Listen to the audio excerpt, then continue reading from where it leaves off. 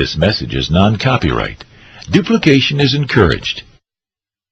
A number of years ago, in a Baptist church in Crystal Palace in southern London, the Sunday morning service was closing, and a stranger stood up at the back, raised his hand, he said, "Excuse me, Pastor, can I share a little testimony?" The pastor looked at his watch, he said, "You've got 3 minutes." And this man proceeded. He said, "I've just moved into this area. I used to live in another part of London. I came from Sydney in Australia. And just a few months back, I was visiting some relatives. And I was walking down George Street. You know where George Street is in Sydney? It runs from the business hub out to the Rocks, the colonial area. And he said, a strange little white-haired man stepped out of a shop doorway, put a pamphlet in my hand, and he said, "Excuse me, sir, are you saved? If you die tonight, are you going to heaven?" He said, I was astounded by those words. Nobody had ever told me that. I thanked him courteously, and all the way on British Airlines back to Heathrow, this puzzled me. I called a friend who lived in this new area where I'm living now, and thank God he was a Christian. He led me to Christ. And I'm a Christian, and I want a fellowship here. And Baptists love testimonies like it. Everyone applauded and welcomed him into the fellowship. That Baptist pastor flew to Adelaide in Australia the next week. And 10 days later, in the middle of a 3-day series in a Baptist church in Adelaide, a woman came to him for counseling, and he wanted to establish where she stood with Christ. And she said, "I used to live in Sydney. And just a couple of months back, I was visiting friends in Sydney, doing some last-minute shopping down George Street, and a strange little white-haired man, elderly man, stepped out of a shop doorway, offered me a pamphlet, and said, 'Excuse me, ma'am, are you saved? If you die tonight, are you going to heaven?'" She said, I was disturbed by those words. When I got back to Adelaide, I knew this Baptist church was on the next block from me, and I sought out the pastor, and he led me to Christ. So, sir, I'm telling you that I am a Christian. Now, this London pastor was now very puzzled. Twice, within a fortnight, he'd heard the same testimony. He then flew to preach in the Mount Pleasant Baptist Church in Perth. And when his teaching series was over, the senior elder of that church took him out for a meal. And he said, "Mate, how'd you get saved?" He said, "I grew up in this church from the age of 15 through Boys Brigade. Never made a commitment to Jesus, just hopped on the bandwagon like everybody else. And because of my business ability, grew up to a place of influence. I was on a business outing in Sydney just 3 years ago, and an obnoxious, spiteful little man stepped out of a shop doorway, offered me a religious pamphlet, cheap junk, and accosted me with a question. 'Excuse me, sir, are you saved? If you die tonight, are you going to heaven?' He said, I tried to tell him I was a Baptist elder. He wouldn't listen to me. He said, I was seething with anger all the way home on Qantas to Perth. He said, I told my pastor thinking he would sympathize with me, and my pastor agreed. He had been disturbed for years, knowing that I didn't have a relationship with Jesus, and he was right. And my pastor led me to Jesus just 3 years ago."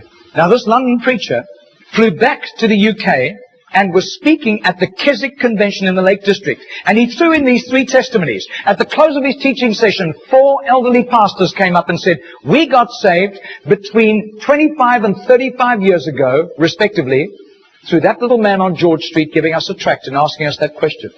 He then flew the following week to a similar Keswick Convention in the Caribbean, to missionaries. And he shared the testimonies. At the close of his teaching session, 3 missionaries came up and said, "We got saved between 15 and 25 years ago, respectively, through that little man's testimony and asking us that same question on George Street in Sydney." Coming back to London, he stopped outside Atlanta, Georgia, to speak at a naval chaplains convention.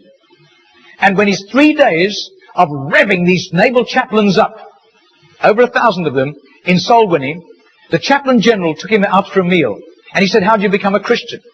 He said, "Well, it was miraculous. I was a rating on a United States battleship, and I lived a reprobate life. We were doing exercises in the South Pacific, and we docked in Sydney Harbour for replenishments.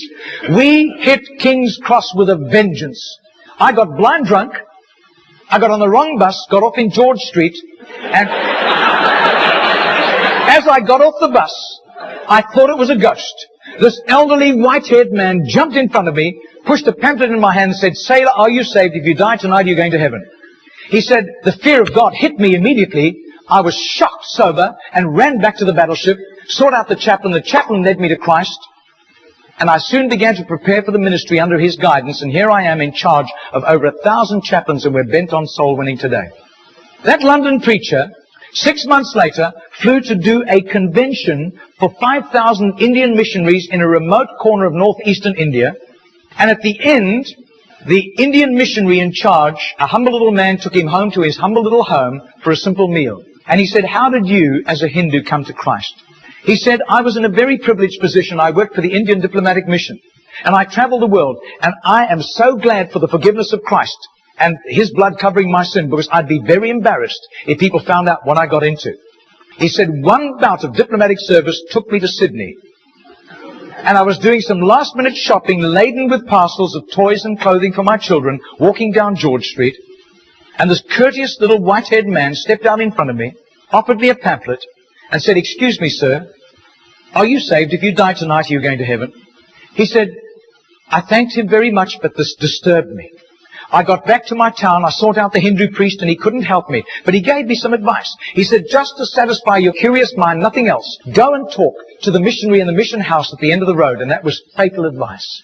He said, because that day the missionary led me to Christ. I quit Hinduism immediately and then began to study for the ministry. I left the diplomatic service, and here I am, by God's grace, in charge of all these missionaries, and we are winning hundreds of thousands of people to Christ.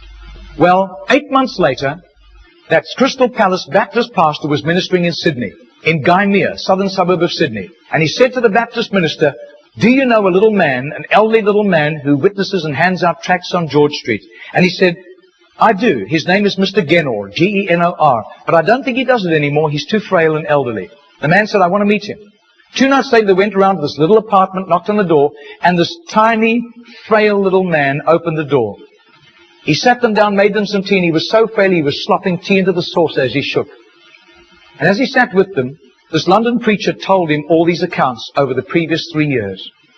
This little man sat with tears running down his cheeks. He said, my story goes like this.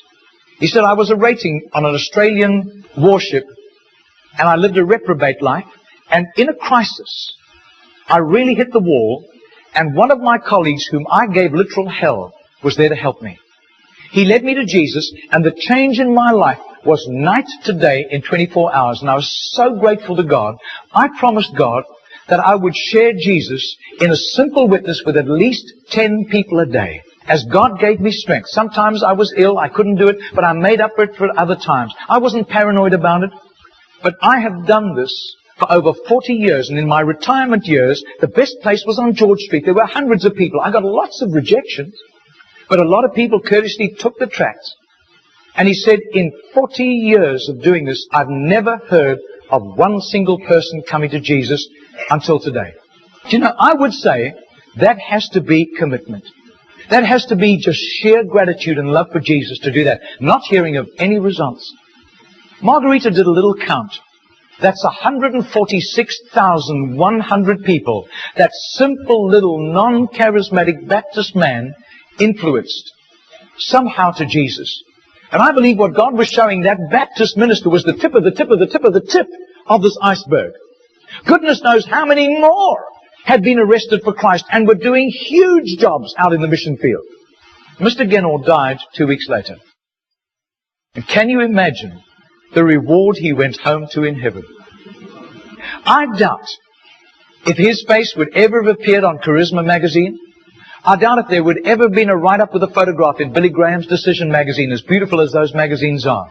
Nobody except a little group of Baptists in southern Sydney knew about Mr. Genor. But I'll tell you, his name was famous in heaven. Heaven knew Mr. Genor. And you can imagine the welcome and the red carpet and the fanfare he went home to when he arrived in glory.